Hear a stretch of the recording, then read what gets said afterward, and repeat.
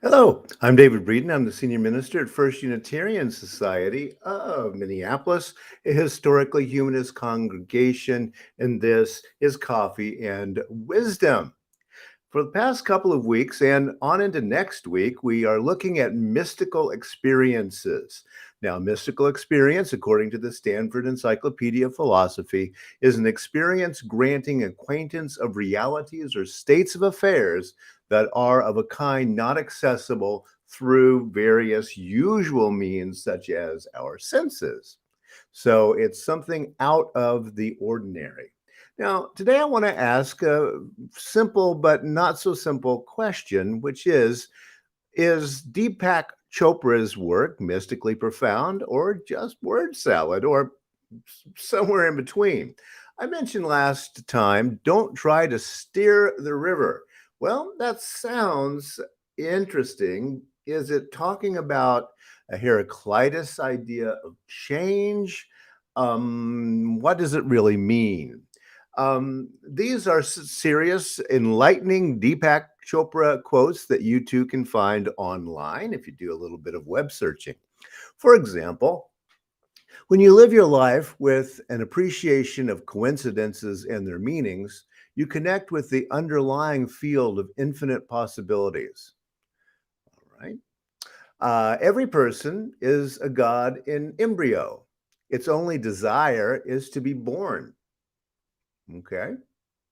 You and I are essentially infinite choice makers in every moment of our existence. We are in that field of all possibilities where we have access to an infinity of choices. You get the idea. We talk about choice, getting into the moment, and then somehow discovering a new sort of power. Here's another one. The reality you experience is a mirror image of your expectations. That sounds kind of interesting, but then can something happen to us that we didn't imagine would be another part of that question. And would we want to never experience anything that we had not imagined? Is probably another question. Here's another one. Holding on to anything is like holding on to your breath. You will suffocate. The only way to get anything in the physical universe is by letting go of it. Let go, and it will be yours forever. Again, sounds interesting, might be somehow mystically true.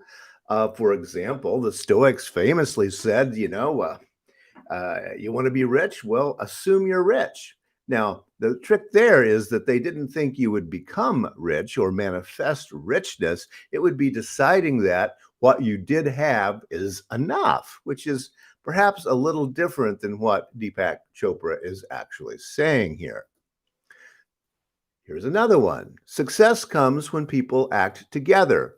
Failure tends to happen alone. Interesting, probably true. And that's one of the interesting things about Chopra's work, and many of the people who fall more into the New Age category, is that a lot of what they say makes a great deal of sense and is in some kind of meditative tradition, that be that Hindu or Buddhist or Christian mysticism. There are lots of books by Deepak Chopra out there. Unleashing Your Infinite Potential, Meta Human. Yes, on the New York Times bestseller list.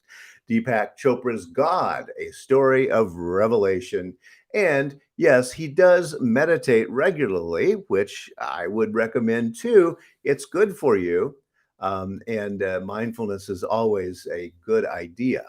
Now, if you want to explore Chopra specifically, one thing to do is look up the Wisdom of Chopra, and that's all one word, .com. And you can see the enigmatic wisdom of Deepak Chopra. It is an automatically generated wise sayings. And when you begin to look at them, they almost make sense. The future mediates on meditates on potential molecules, for example. Okay, that almost makes sense.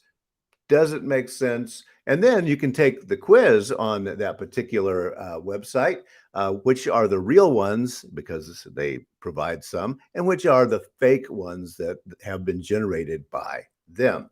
I recommend that for passing a little time and to give you some thought, some food for thought in terms of just what is a wise mystical saying. Now, here's another website, Deepak Chopra Woo Salad Generator. I'll show you how this works. So you pick your time of day. We happen to be in the morning.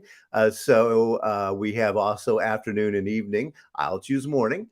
And the quote is this: every scientist will tell you that. Now, first letter of your name. Well, mine happens to be D, so transcendence. And last letter of my last name imparts reality to incredible bliss. Okay, I'll read that. Every scientist will tell you that transcendence imparts reality to incredible bliss. Okay, is that, and you see what some of the problems with mystical sayings suddenly become, these wise sayings that have some basis in a mystical reality, perhaps, but they're almost interchangeable. I'll just choose randomly here. All ancient knowledge shows that experiential truth comprehends species specific mysteries. Yeah. Is it wisdom or is it word salad?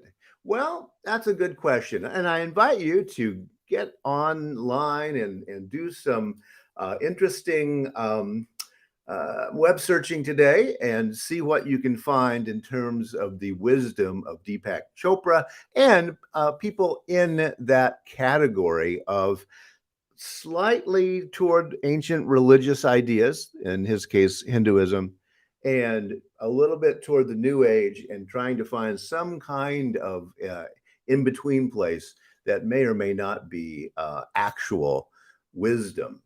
Well, thanks for listening this week. Next week, Beatitude and Beat Attitude. We'll be dealing with the actual beats, a literary and philosophical movement after the Second World War that still has effects on popular American culture. And we'll look at the beats and their zeitgeist and then how their ideas have continued into our own time. Thanks a lot for listening this week. This is Coffee and Wisdom. I am live on Friday mornings at 9 a.m. Central Time and on Zoom. And if you would like that link, just email me and you are definitely invited. Thanks so much for joining me this week, and keep thinking about all of those mysterious things out there. We hope you find some coffee and some wisdom. Thanks.